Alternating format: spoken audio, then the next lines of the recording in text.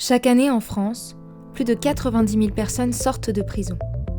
À leur sortie, elles se retrouvent souvent marginalisées, en mauvaise santé, sans emploi ni logement. Dans ces conditions, près de la moitié des personnes libérées récidivent dans les 5 ans. Pour mettre fin à cette spirale de l'échec, l'association Lilo a vu le jour. Depuis plus de 50 ans, nous mettons en place des solutions d'hébergement, de santé et de retour à l'emploi pour réinsérer les personnes sortant de prison ou encore sous main de justice. À Amiens, Lilo dispose d'un centre d'hébergement d'urgence dédié à la mise à l'abri des personnes en grande difficulté, notamment celles qui ont connu la prison. Chaque jour, une 60aine de personnes y sont accueillies.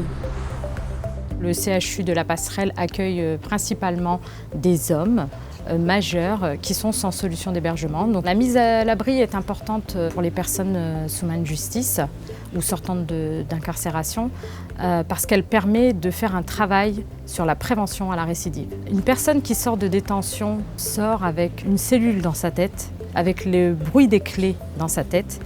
Il y a une fragilité qui s'est déjà installée auprès de cette personne. Une mise à l'abri lui permet de se rassurer et de pouvoir, à un moment donné, rebondir et de pouvoir avoir une envie de s'en sortir. Lilo, c'est aussi 4 centres d'hébergement et de réinsertion sociale en Île-de-France et dans la Somme, hébergeant et accompagnant plus de 300 personnes chaque année. La particularité de ce CHRS, c'est d'accueillir donc des hommes majeurs et la spécificité, c'est d'accueillir une proportion très significative, environ 60%, de personnes en lien avec la justice. Aux Augustins même, il y a différents types d'hébergements qui correspondent à des modalités de financement. On peut résumer en 2 orientations, celles qui sont tournées vers l'insertion, on parlait des CHRS tout à l'heure, et celles qui ont besoin de plus de temps pour travailler leur projet personnel. Il s'agit là de pensions de famille. Notre approche à Lilo, c'est qu'effectivement des personnes ont besoin de temps pour se reconstruire, pour se libérer de leurs difficultés fortes que pourrait être l'addiction ou des problèmes de santé en règle générale.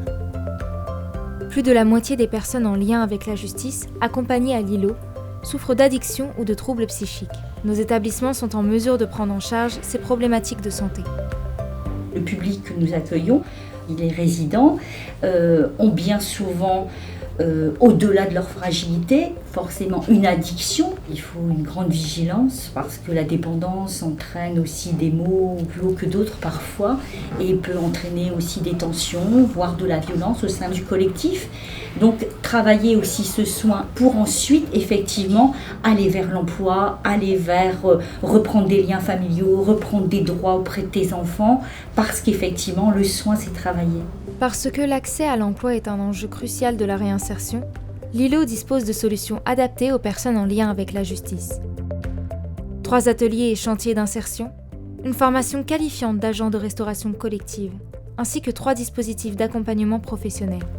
L'insertion par l'activité économique est importante pour les personnes qui viennent du public justice parce qu'elle va permettre de reprendre une place dans la société, de reprendre des habitudes de travail.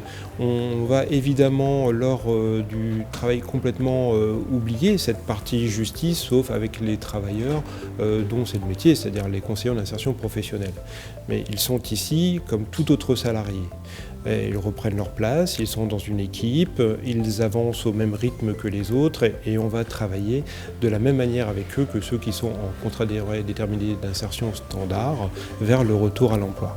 Afin de retourner vers l'emploi durable, après un contrat en insertion chez nous, nous avons un dispositif avec nos encadrants techniques insertion, CIP, conseillers en insertion professionnelle, qui vont mettre en situation en entreprise pour vraiment voir si l'activité leur plaît, si l'activité correspond à ce qu'ils souhaitent, avoir aussi des retours de ces partenaires. Et cet accompagnement est suivi tout au long du parcours, avec des formations à l'extérieur, avec des bénévoles qui nous viennent en aide. Nous avons tout ce dispositif qui se met en place dès leur arrivée, de façon à ce qu'ils puissent repartir vers l'emploi. Ce travail, j'ai pu le trouver suite à ma conseillère SPIP qui m'a parlé des ateliers de l'ILO où j'avais une obligation de travailler, c'était une décision de justice. Et du coup, on m'a orienté ici où j'ai pu venir postuler directement.